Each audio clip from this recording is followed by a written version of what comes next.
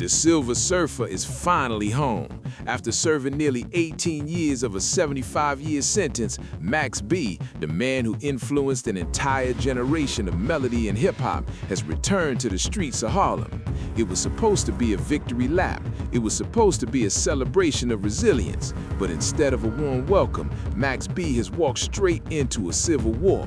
While the industry celebrates his return, the people closest to him are trying to destroy his legacy. His own half-brother, Poo Sims, who is serving life in prison for the very same crime, has launched a campaign to expose Max as a snitch, leaking paperwork and audio that allegedly proves Max traded information for his freedom. And it doesn't end there.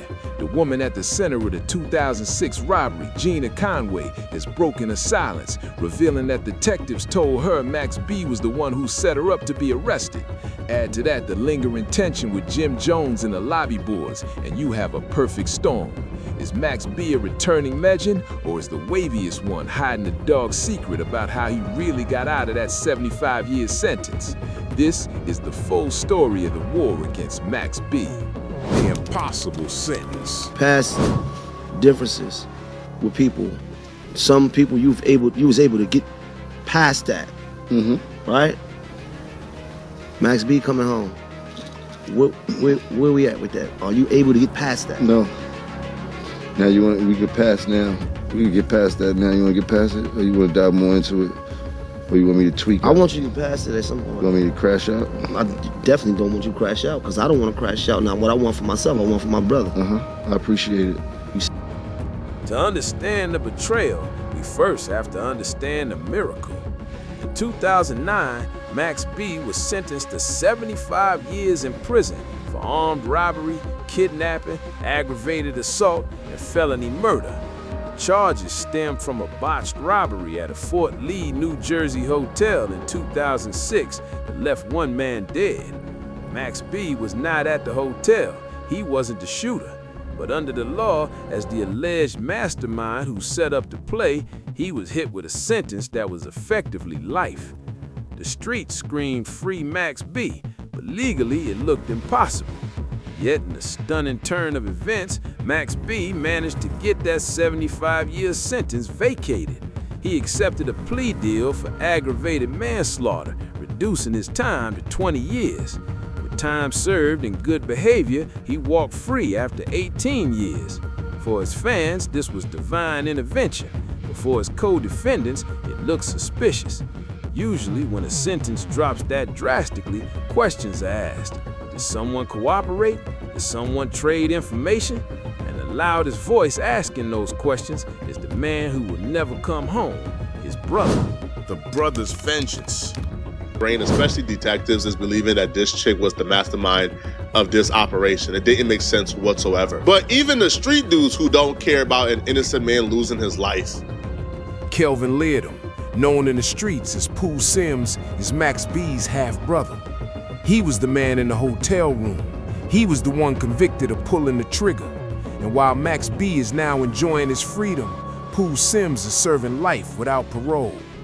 Since Max's release became imminent, Poo Sims has been on a crusade to tarnish his brother's name.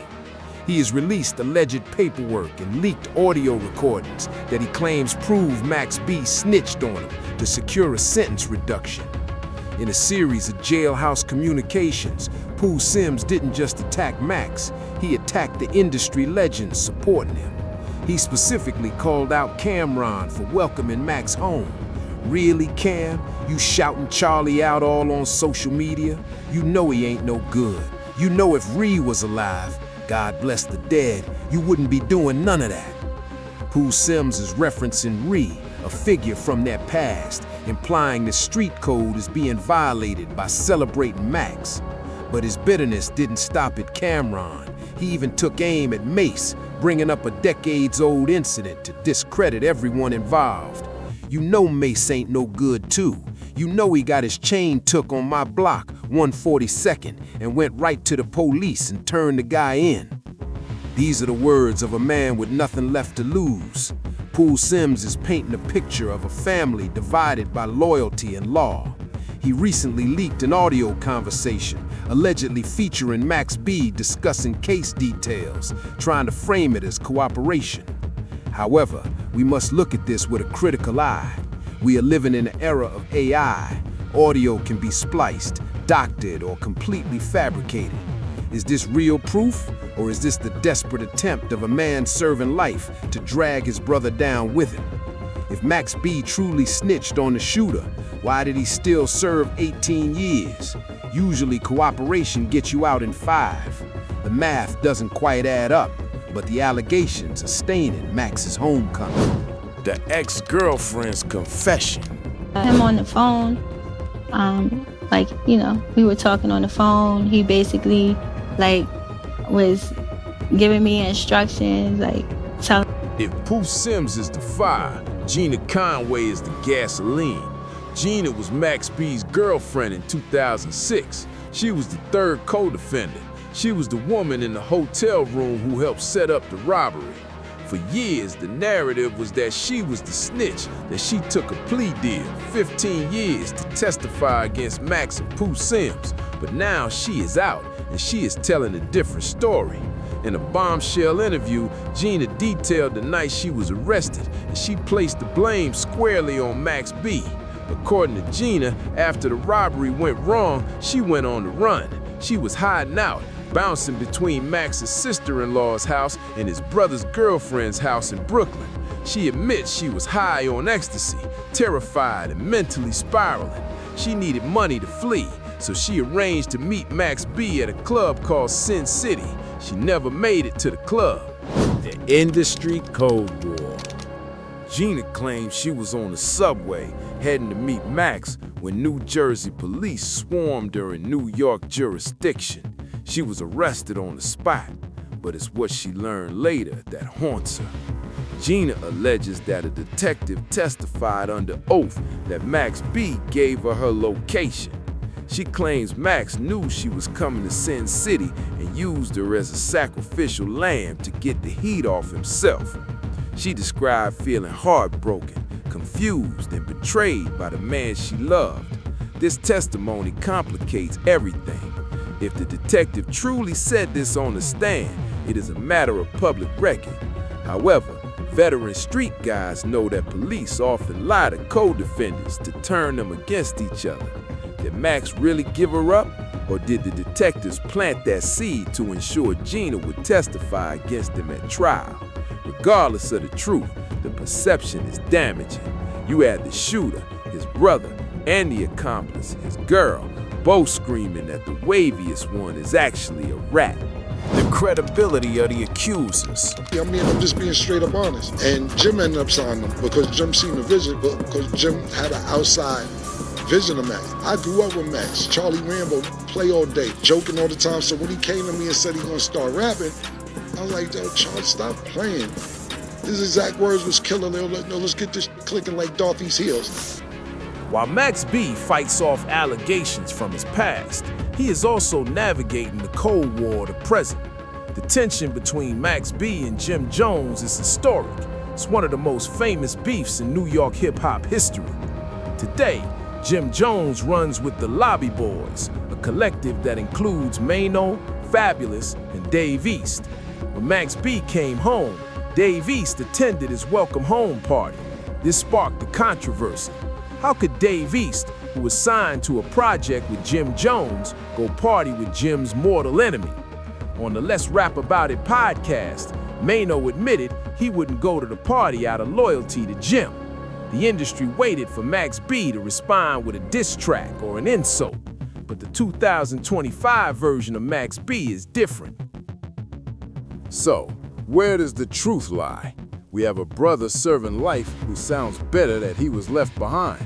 We have an ex-girlfriend who admits she was high on drugs and terrified when she was caught. And we have Max B, who served a substantial amount of time. 18 years is not a snitch sentence in the traditional sense. We also have to consider the AI defense.